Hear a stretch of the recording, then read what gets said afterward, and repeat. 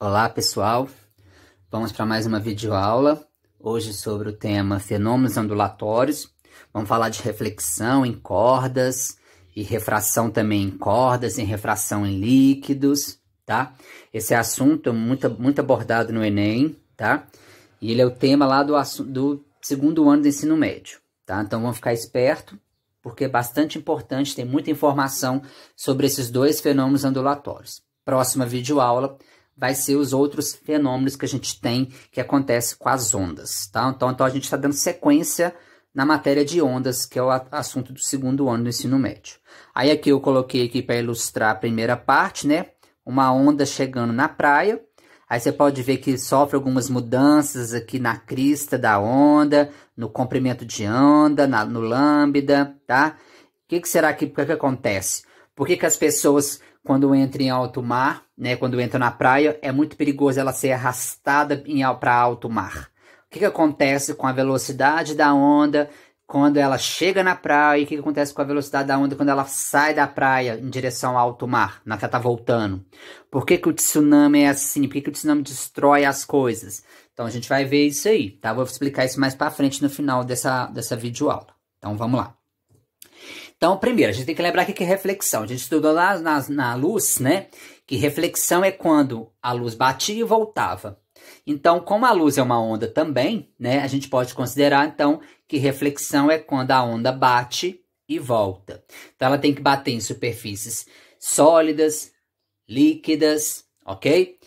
Então, nós vamos começar essa reflexão falando sobre as ondas na corda, tá? Então, por exemplo, quando você pega uma corda e faz um pulso é quando você só tem uma crista ou só tem um vale, tá, gente? Para ter uma onda, você tem que ter uma crista e um vale. Então, nesse caso aqui são pulsos, reflexão de pulsos em cordas, tá? O que a gente vai ter que observar? A extremidade da corda, se é uma extremidade livre ou se é uma extremidade fixa. Isso faz toda a diferença na hora que esse pulso sofrer a reflexão. Então, vamos lá. Então, aqui, ó, produzimos um pulso, ele tá indo como uma crista, ó, a parte mais alta da onda crista. Aí, na hora que ele vai chegar aqui na extremidade livre, né, aqui é como se tivesse uma argola e uma barra de ferro e uma argola. Então, quer dizer que na hora que a onda chega aqui, ela pode subir e descer. Então, quer dizer que ela é uma extremidade livre. Então, na hora que esse pulso como crista chega aqui, ele vai sofrer esse movimento aqui, onde a argola sobe e desce. Isso vai fazer com que a onda, com que o pulso volte, sofra reflexão, volte do mesmo jeito que ele estava no começo. Ou seja, se ele chegou como uma crista, ele vai ter que voltar como uma crista, tá? Então, ou seja, quando a extremidade é solta, não inverte o pulso, tá? Se ele chegou como crista, ele vai voltar como crista. Agora, olha o de cá.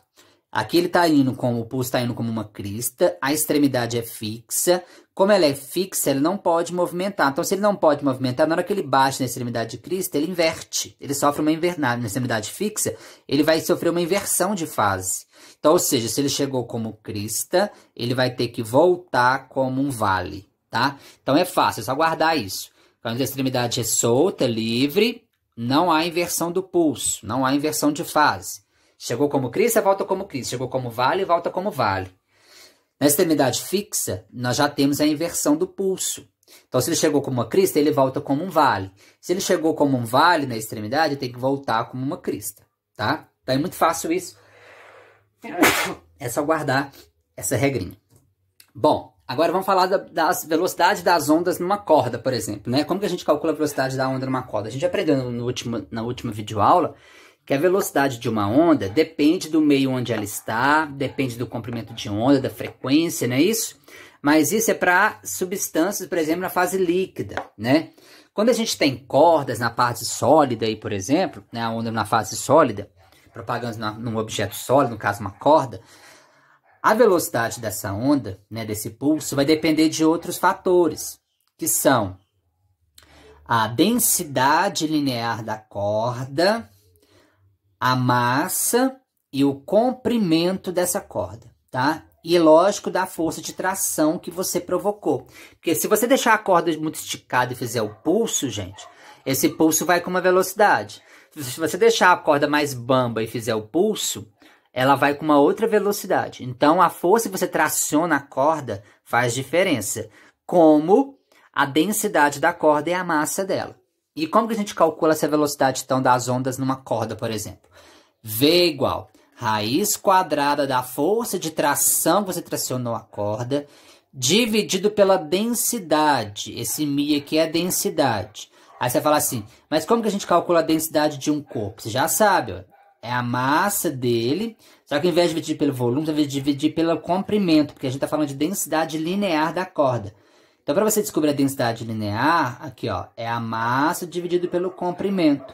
Então, você pode escrever a fórmula assim, ó, V igual a tração sobre densidade da corda, ou raiz quadrada de tração sobre massa sobre o comprimento. Lembrando que a massa tem que estar em quilogramas, comprimento em metros, tá? Para a densidade sair em quilograma metro cúbico, tá? Senão vai dar problema aí. Tem que ficar esperto nisso. Então, massa sempre em quilogramas e o comprimento sempre em metros, para a gente não ter problema com o Sistema Internacional de Medidas. Bom, aí ele escreveu o que, ó? Quanto mais densa for a corda, menor é a sua velocidade, né? Quanto mais grossa for a corda, menor vai ser a velocidade. Quanto mais você traciona a corda, gente, mais velocidade ela vai. Então, a tração é diretamente proporcional à velocidade. Se você aumenta a tração na corda, você aumenta a velocidade, tá? Só você olhar pela fórmula, você vê isso aqui, ó. Maior densidade, menor velocidade, que é inversamente proporcional. Eu já ensinei vocês como é que olha se é inverso, se é direto. Isso ajuda a resolver muitos exercícios teóricos. Então, aqui, ó, densidade com velocidade é inversamente proporcional, ou seja, se você aumentou aqui, diminui lá. Diminuiu aqui, aumenta lá. Tração com velocidade é diretamente. Então, ou seja, você aumentou aqui, aumenta aqui. Diminuiu aqui, diminui também a velocidade. Ok? Então, é só observar isso. Bom, agora vamos falar sobre a refração das ondas nas cordas. Ah, mas sofre refração? O que é refração? A gente estudou também na luz lá. Refração é quando a luz atravessava de um meio para o outro. Uma substância de uma substância para outra. De um meio líquido para o gasoso, do gasoso para o sólido, né? Então, como a luz é uma onda, a gente vai fazer esse mesmo tratamento, tá? Então, refração da onda é quando ela passa de uma região para outra. Ah, mas vai falar assim, na corda é tudo sólido. Tá, é tudo sólido, né? As duas regiões são sólidas. Só que é como se ele emendasse uma corda com uma densidade menor com uma corda com uma densidade maior. Ou seja, pegasse uma corda mais fininha, emendasse com uma corda mais grossa e fizesse o pulso propagar ali. Então, o que vai acontecer? Esse pulso, essa onda aí no caso, ela vai passar de duas regiões diferentes. Vai passar da corda menos densa para a corda mais densa. Então, a gente considera isso também uma refração. Então, a refração não é só mudança de um meio do líquido para o gasoso para o sólido, não. Pode ser dentro do mesmo meio, desde que haja diferença, por exemplo, de densidade, diferença de profundidade. A gente vai falar de diferença de profundidade também, que altera a refração, que ajuda na refração. Mais para frente a gente vai falar disso. Então, vamos lá. Como vimos em reflexão de ondas em uma corda, a velocidade de propagação deste pulso depende da raiz quadrada entre a força de tração na corda e a sua densidade. Então, é o que a gente acabou de ver no slide passado. Mas e se este pulso mudar de um meio ou, no caso, mudar de corda? Será que pode acontecer reflexão? Pois é, a gente vai ter que observar. Porque pode acontecer a reflexão, ou pode acontecer as duas juntas, pode acontecer só a refração. Vamos ver como vai funcionar isso. Imagine que duas cordas com diferentes densidades lineares, mesmo comprimento, porém com massas distintas, estão unidas em um pulso e um pulso vai ser criado em uma delas. Tá? O que irá acontecer quando esse pulso atingir o ponto que une essas duas cordas? Então, é o que a gente vai ter que analisar agora, tá? Vamos lá. Então, o primeiro desenho mostra uma refração nas ondas, ou seja, um pulso se propaga da corda menos densa, mais fina, para uma corda mais densa que a corda mais grossa. Então, como você está vendo, ele está vindo aqui, ó. Na hora que ele chega aqui nessa região, o que vai acontecer? Ele vai sofrer uma reflexão, porque ele vai voltar, mas ao mesmo tempo sofre uma refração, porque ele vai continuar. Só que se você reparar a amplitude das ondas, que a amplitude total aqui é bem maior do que a amplitude aqui. Então, ela sofre uma diminuição nessa amplitude, né, as ondas, ó, comparando com a inicial. E se você perceber, ele chegou como crista nessa região aqui, ó, mas na hora que ele voltou, sofreu reflexão, ele voltou como um vale. Ou seja, quando a onda passa de uma corda menos densa para mais densa, acontece reflexão e refração, mas a reflexão que acontece é uma inversão de fases. tá? E a refração continua, a onda com o pulso continua seguindo seu caminho sem sofrer inversão de fase. Se ele chegou como crista, ele vai ter que continuar na refração como crista, tá? Aqui tem um gift aqui mostrando isso perfeitamente, ó. A onda chegando, sofrendo reflexão, invertendo de fase, mas a refração, a onda continua, o pulso continua como crista, tá?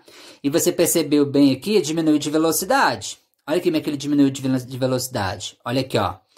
Repara pra você ver. Olha a velocidade que vem essa onda, porque a corda é fina, né? Densidade menor. E agora, olha a velocidade com que essa onda, esse pulso vai na corda mais grossa, né? Foi o que a gente acabou de falar.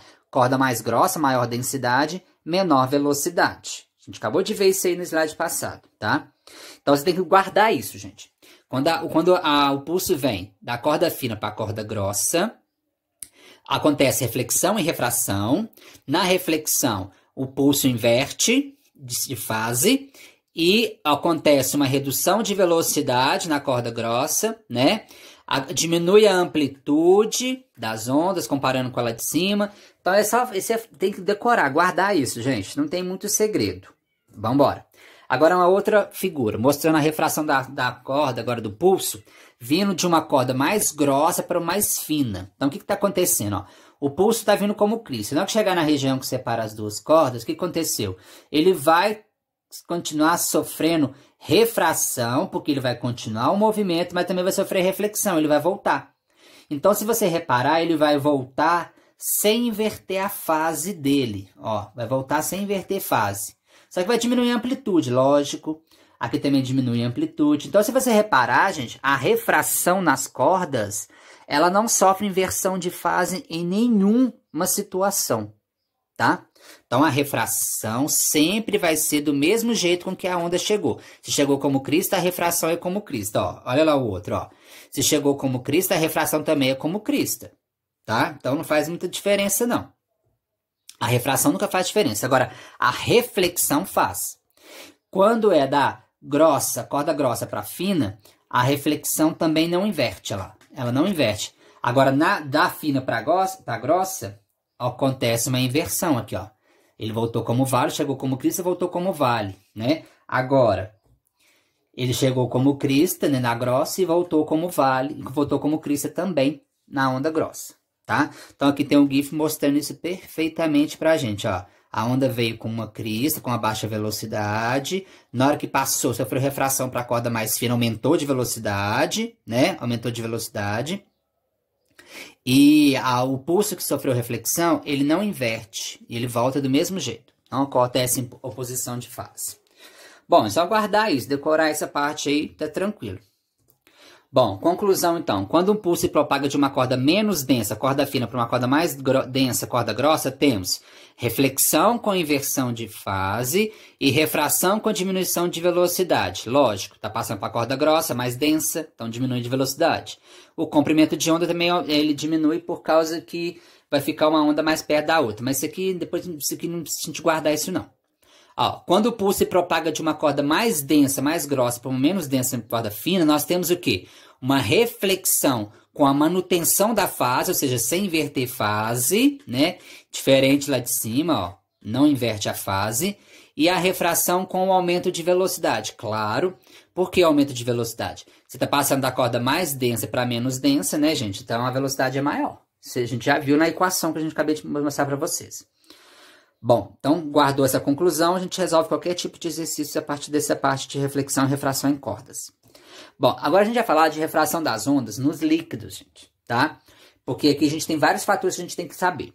Então, primeiro, é um fenômeno que ocorre quando uma onda passa de um meio para o outro, de características distintas, tendo a sua direção desviada. Então, refração significa mudar de um meio para o outro, de uma região diferente para outra, tá? O que acontece? Sofrer um desvio e ainda diminuir ou aumentar de velocidade. A gente já viu isso lá na luz. Bom, só que sempre vai ser mantida uma coisa importante aqui que é constante, viu, gente? Quer ver aqui, ó? Independente de cada onda, a sua frequência não é alterada. Então, olha aqui, ó. A frequência da onda, quando ela passa de um meio 1 para o meio 2, de um meio para o outro, a frequência sempre vai ser mantida constante, gente, porque a frequência depende da fonte que está emitindo. Vamos pensar que isso aqui é o Sol. O Sol emitiu essa onda. Tá, aí a onda passou do ar para a água. O que aconteceu? A frequência da onda na água vai mudar? Lógico que não. Por quê? A frequência da onda na água é a mesma que emitiu aqui de fora, que é o Sol. O Sol vai mudar só por causa que a luz passou para a água, ou estava no ar? Lógico que não. Então, a frequência nunca muda quando acontece a refração, tá? No entanto, a velocidade e o comprimento modificam-se de acordo com a equação, ó, que a gente já estudou, V igual a lambda vezes F. Como a frequência é mantida constante, a gente corta ela, aí você vai perceber que V e o comprimento de onda é diretamente proporcional. O que acontece? Se você diminuir o comprimento de onda, você diminui a velocidade. Se você aumentar o comprimento de onda, você aumenta a velocidade. São diretamente proporcionais, é o sinal de igual entre eles. Tá? Então, você já sabe olhar isso também. Então, onde a velocidade é diretamente proporcional ao comprimento de onda lá? O desvio na direção de propagação de uma onda só ocorre se ela incidir na superfície de separação entre os meios com uma inclinação. Isto é, se ela incidir obliquamente. Você está vendo aqui, ó? A onda está vindo aqui de forma oblíqua. Ela vai incidir na superfície que separa os dois meios de forma oblíqua. Tá, e se ela vir perpendicular? Aí ela não sofre desvio, não. Ela vai passar reto, tá, gente? Então, como você pode ver aqui, ela veio oblíqua, ela sofreu um desvio, porque o correto ela ter vindo reto, não é isso? Só que como ela incidiu obliquamente, ela sofre desvio. Então, essa onda pode aproximar dessa reta normal, que a gente já falou dela mais para frente, mais para trás aí nas aulas de ótica. Então, a onda pode aproximar da normal ou pode afastar. Vai depender de onde que ela está vindo para onde que ela vai, tá? Bom, lembra da lei de Snell? Então, aquela equação seno de I vezes N1 igual a seno de R vezes N2? Então, a gente vai usar essa também, tá? Para a gente poder observar essa mesma situação aqui. Então, vamos lá, vamos observar o desenho. Então, aqui eu tenho uma onda. Aí você fala assim, o que difere essa onda da luz que a gente estudou lá? Na verdade, a luz é uma onda, né, gente? Mas o que difere o estudo da onda agora da ótica lá? Vai aparecer esses tracinhos aqui, ó. Esses tracinhos azuis, nada mais é como se fosse a crista da onda, gente, tá? Então, se você perceber, a distância entre uma crista e a outra, um tracinho e outro, a gente dá o nome de lambda, comprimento de onda. Então, esse aqui é o comprimento de onda da onda que está vindo do meio 1. Então, ela está vindo com uma velocidade V1, que a gente não sabe. Ela vai incidir fazendo um ângulo de incidência com a reta normal. Na hora que essa onda passa para o outro meio, você pode perceber aqui que ela aproximou da reta normal. Então, se ela aproxima da reta normal, né, a gente já estudou isso. Quando a onda aproxima, a luz aproxima da reta normal, eu já falei para vocês que a velocidade diminui. Então, se a velocidade da onda diminui na que ela passou para o meio 2, o lambda também tem que diminuir, porque é diretamente proporcional. Então, olha só, a distância entre as cristas aqui, ó, diminuiu em comparação com a distância entre as cristas quando a onda estava lá no meio 1. Então, se ela aproxima da normal, a velocidade diminui e o comprimento de onda diminui. E se ela tivesse afastada da normal? A velocidade aumentava e o comprimento de onda aumentava. Ia ter que dar mais espaços aqui entre esses tracinhos. Teria que ser muito maior do que esse aqui, ó, tá? Se caso a onda tivesse afastada da normal. Então, a gente pode usar a lei de seno, né, do Snell lá, ó. Seno de 1, ou seja, seno de I sobre seno de R, e o cara chamou de θ1, θ2, tanto faz diferença nenhuma, é proporcional à velocidade da onda 1 dividido pela velocidade da onda 2, que ainda pode ser igual ao lambda 1 sobre o lambda 2. Aí você vai falar assim, não, mas vai ter que usar isso aqui tudo? Não, gente. Ou você vai usar a primeira parte com a segunda parte da equação, ou a primeira com a última, ou a segunda com a terceira parte. Cada exercício é de um jeito. Né? Então, se ele não te deu ângulo nenhum no exercício, você não vai usar essas duas partes, vai usar a do meio e a última, tá? Então, cada exercício é de um jeito. Então, vamos lá. Aqui também mostra ó, a onda vindo, com seu comprimento de onda 1, com sua velocidade. Você pode ver que a reta normal ficou aqui, ó, perpendicular à superfície que separa as duas. Como você pode ver, a onda aproximou da normal. Se ela aproximou da normal, a velocidade diminui. Então, a velocidade V2 é muito menor do que a velocidade V1. E o lambda 2 também é muito menor comparando com o lambda 1, tá? Então, velocidade e comprimento de onda são diretamente proporcionais. Se um diminui, o outro também tem que diminuir. Se um aumenta, o outro tem que aumentar. Então, você só tem que ficar esperto se a onda vai aproximar ou vai afastar da reta normal. Para você saber se a velocidade aumenta ou diminui e, consequentemente, saber se o lambda aumenta ou diminui. Se um depende do outro, tá? Então, isso é muito fácil, não tem segredo nenhum. Vamos lá, então. Agora, a refração no mesmo meio, com diferença de profundidades. Olha aqui, ó. É o que eu falei. Quando você vai na praia, dependendo da região que você está, você pode ser facilmente arrastado para alto mar. Por quê? Porque quando a onda volta para o alto mar, gente, ela aumenta de velocidade. Então, ou seja, a profundidade faz com que a velocidade da onda que está vindo, ela aumente ou diminua. Então, a velocidade que a onda tem em alto mar é muito diferente da velocidade com que ela chega na praia. por causa da profundidade, que a profundidade aqui em alto mar é bem maior, a profundidade que chega na praia é bem menor. Então, olha lá, vamos lá. Quando dizemos que uma onda muda de meio, essa não precisa, por exemplo, propagar-se no ar para a água. Foi o que eu falei. Sofrer refração, mudar de meio, não significa que ela vai mudar, que ela não vai sempre mudar do líquido para o gasoso, não. Ela pode estar no mesmo meio, mas com diferença de profundidades, ou diferença de densidades, igual a gente viu nas cordas. Essa mudança pode ocorrer devido a uma diferença de profundidade. Ó, na região mais profunda, as ondas têm uma velocidade V1 e no comprimento de onda lambda 1, tá? Ao mudar para a região mais rasa, ou seja, quando está chegando mais próximo à praia, o comprimento de onda 2 e a velocidade V2 diminui. Então, o que acontece? A onda vem em alta velocidade, na hora que ela vai aproximando aqui da praia, ela diminui de velocidade. Aí se fosse o contrário, na hora que ela volta, por que as pessoas são arrastadas? Porque na hora que ela volta é o contrário. Se ela está saindo de uma região mais rasa e indo para a região mais profunda, né? Ou seja, está saindo da região rasa para mais profunda, então é o contrário. Então agora a velocidade aumenta. Então por isso que as pessoas são arrastadas mais facilmente, tá? Aí se você perceber aqui, ó, o comprimento de onda aqui é bem maior, né? Aí na hora que ela vai aproximando aqui, o comprimento de onda vai ficando menor. Isso é óbvio, se o comprimento de onda diminui, a velocidade também tem que diminuir, gente. Uma coisa não depende da outra, a gente acabou de ver isso, tá?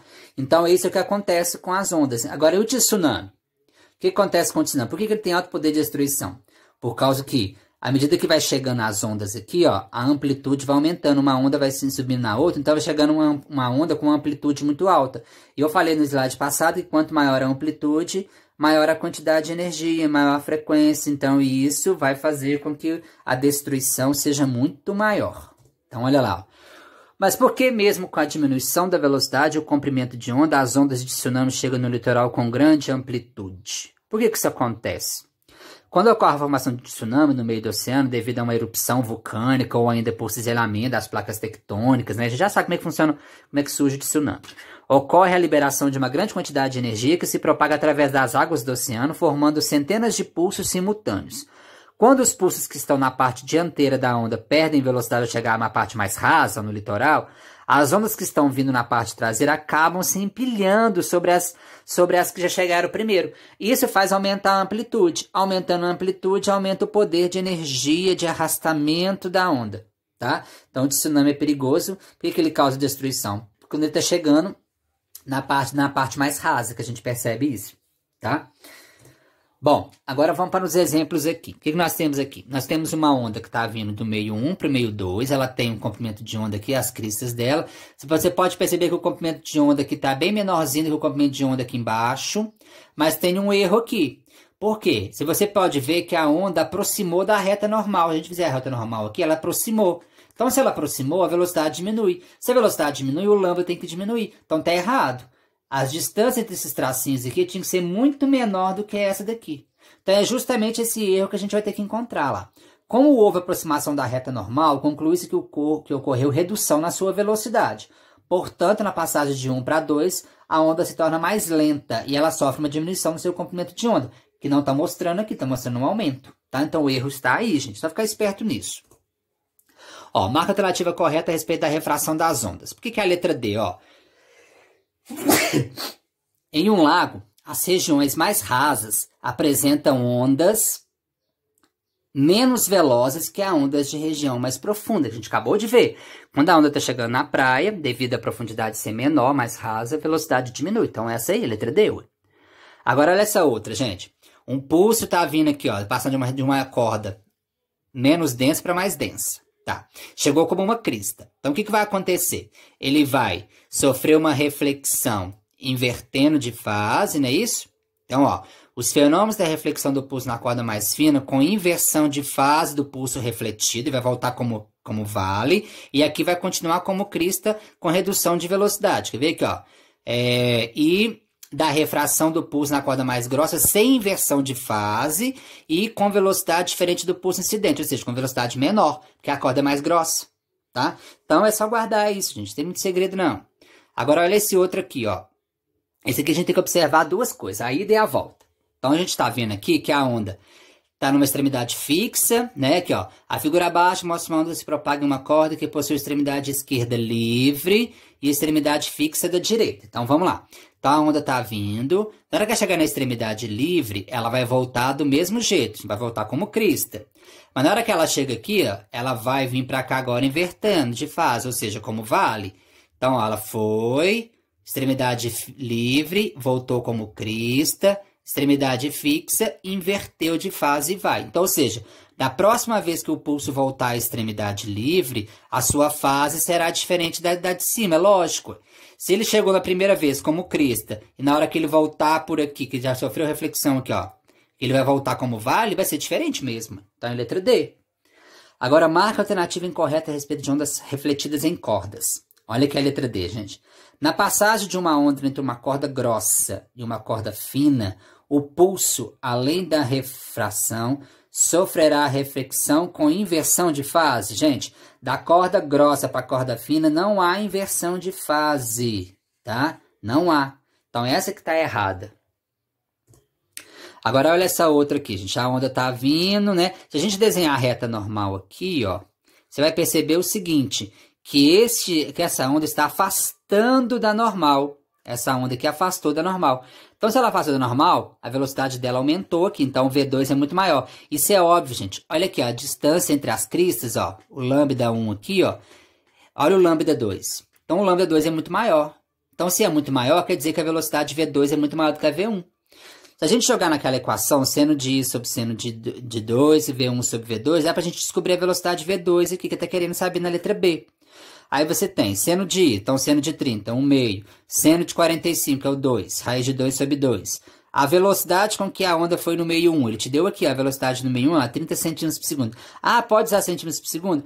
Pode, você vai achar a resposta também em centímetros por segundo, é uma questão aberta, né, de marcar. Tá?